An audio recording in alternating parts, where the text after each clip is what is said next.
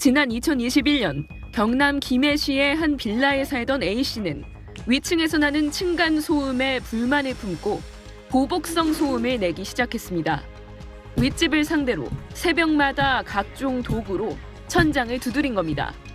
스피커를 이용해 찬송가를 크게 틀거나 게임을 하면서 고함을 지르는 방식도 동원했습니다. A씨의 이런 행위가 계속되자 위층 거주자가 경찰에 신고했는데 한 달 넘는 기간 동안 이런 행위를 31차례나 반복한 걸로 조사됐습니다. 검찰이 A씨를 재판에 넘기면서 적용한 혐의는 스토킹 처벌법 위반.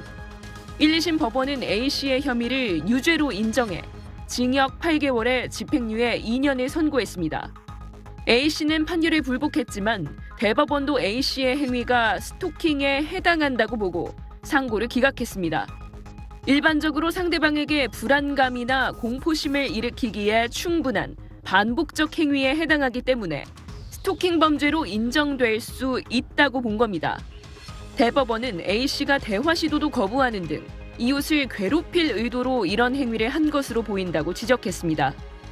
이웃 간에 일부러 소음을 발생시켰다고 해서 모두 스토킹 행위가 되는 것은 아니지만 사회통념상 합리적인 범위를 넘어서 반복적으로 발생시키는 경우 스토킹 범죄가 성립한다고 인정한 첫 판결입니다. 과거에 이런 행위는 주로 경범죄로 처벌해 벌금형에 그치는 경우가 많았지만 대법원 첫 판단을 계기로 징역형 등으로 엄중 처벌하는 사례가 늘어날 걸로 보입니다. SBS 하정윤입니다. 층간소음 이웃사회센터입니다. 어떤 걸 도와드릴까요? 정부 상담센터엔 하루 평균 100건 넘는 호소가 이어지고 실제 이웃 간 갈등으로 번지는 일이 비일비재합니다. 뭐 하는 거야? 야, 너 누구야? 사회 문제로 떠오른 층간 소음을 해결하기 위해 건설사 책임이 더 강화됩니다. 소음 검사 통과 못하면 아파트 준공 승인을 불허하고 기준에 미달할 땐 보완 시공을 의무화합니다. 제대로 지키지 않던 기술적, 시공적 이런 부분들을 진짜로 이행하게끔 강제하는. 우선 LH 아파트부터 바닥 두께를 현재 21cm에서 25cm까지 높이고 고성능 완충제 사용을 추진하기로 했습니다. 또 저소득층엔 방음 매트나 보완 공사를 지원합니다. 민간 기업과 공공 간에 경쟁이 일어나도록 하겠습니다. 가뜩이나 공사비가 올라 건설사들은 부담스럽다는 반응이지만 방음 수준이 소비자들의 아파트 선택 주요 기준이 되면서 관련 기술 개발에 힘써야 하는 상황입니다. 규제가 강화되고 있는 셈인데 준공 승인을 못 받은 1호 업체가 되면 회사 평판에도 문제가 있으니 빠르게 소음 정화 기술 개발이나 정밀 시공에 힘을 쓰는 분위기죠. 정부는 소음 검사 표본 수도 3%포인트 늘리기로 했는데 건설사 시공 능력이나 현장 숙련도에 따라 품질이 천차만별인데 5% 검사로 실효성을 확보하기엔 부족하다는 지적입니다. 전문가들은 또 49데시벨인 기준치 자체가 실제 생활에서 느끼는 소음을 제대로 반영하지 못하는 문제, 그리고 소음이 위아래뿐 아니라 양옆에서도 나는 대부분 아파트의 벽식 구조를 감안한 추가 연구가 필요하다는 의견입니다. SBS 노동규입니다. 아파트 위층에서 의자를 끄는 정도의 소음을 만들어봤습니다.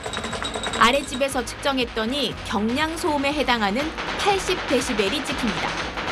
가정에서 많이 사용하는 4cm 두께의 매트를 깔고 다시 측정해보니 소음값은 40데시벨, 절반으로 줄어들어 거의 들리지 않습니다. 매트의 종류에 따라서 좀 다양하겠지만은 실제 주택에서 한 20데시벨까지도 저감이 되는 것으로.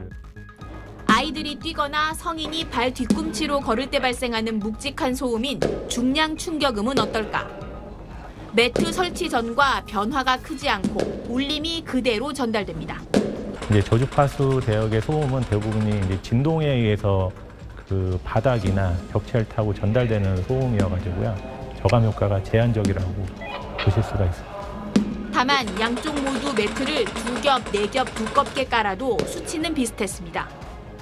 소음의 종류에 따라 효과가 달리 나타나는 것이고 매트 두께는 사실상 큰 의미가 없다는 뜻입니다. 층간 소음을 해결하려면 시공 단계에서 제일 밑바닥인 콘크리트 슬래브 두께를 늘리는 게 중요합니다. 슬래브 두께가 1cm 두꺼워지면 소음도 1데시벨 줄어드는 걸로 알려졌습니다. 때문에 90년대 15cm였던 슬래브 두께가 갈수록 증가해 최근엔 25cm까지 늘어나는 추세입니다. 슬래브 위에 올리는 완충제와 마감제 성능을 높이는 것도 소음 저감에 큰 도움이 됩니다. 다만 이런 방법은 기존 주택엔 적용되기 어렵다는 한계가 있습니다. SBS 이혜민입니다.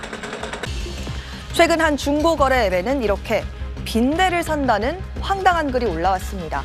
이 글쓴이가 빈대를 산다는 이유, 바로 층간소음을 보복하기 위해서라고 하는데요. 이 글을 두고 비판의 목소리가 나왔는데 한편으로는 층간소음의 심각성에 공감하는 의견도 있었습니다. 실제로 층간소음은 지난해 접수된 관련 신고만 6만 건에 달할 정도로 흔하게 발생하는 이웃 간 갈등이죠. 문제는 이런 갈등이 강력 범죄로까지 번지는 경우가 있다는 겁니다. 지난해 11월 전직 씨름 선수 32살 A씨가 자신의 윗집에 사는 주민을 1시간 동안 무려 160번 넘게 때려 결국 숨지게 했습니다. 이 둘은 층간소음으로 갈등을 겪고 있었는데 오해를 풀겠다며 함께 술을 마시며 대화하던 중 A씨가 윗집 주민으로부터 뺨을 맞자 주먹을 휘두른 것으로 알려졌습니다. 앞서 지난 2021년엔 인천의 한 빌라에서 40대 남성 B씨가 아래층에 사는 일가족에게 흉기를 휘두르기도 했습니다. B씨가 이사 오며 시작된 층간소음 갈등이 몇 달간 이어지면서 결국 아랫집 가족이 이사를 결심하고 다른 집을 보고 온 날이었습니다.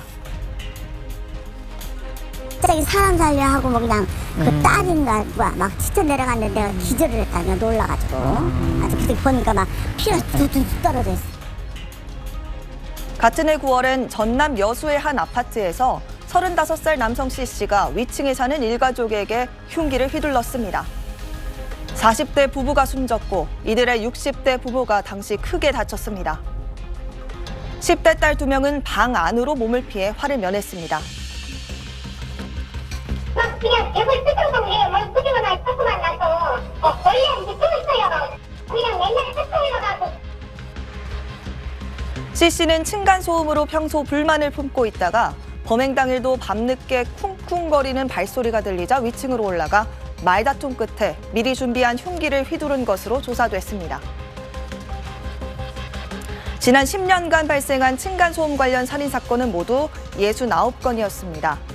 여기에 폭행 등을 더한 5대 강력범죄로 이어진 경우를 따져봐도 이렇게 꾸준하게 늘고 있는 추세입니다. 우리나라 특성상 공동주택과 다세대 주택 거주자가 많은 만큼 이 근본적으로 건설 단계부터 관련 문제를 예방하기 위한 노력이 필요하다는 지적이 나옵니다. 지금까지 뉴빌더 전연남이었습니다.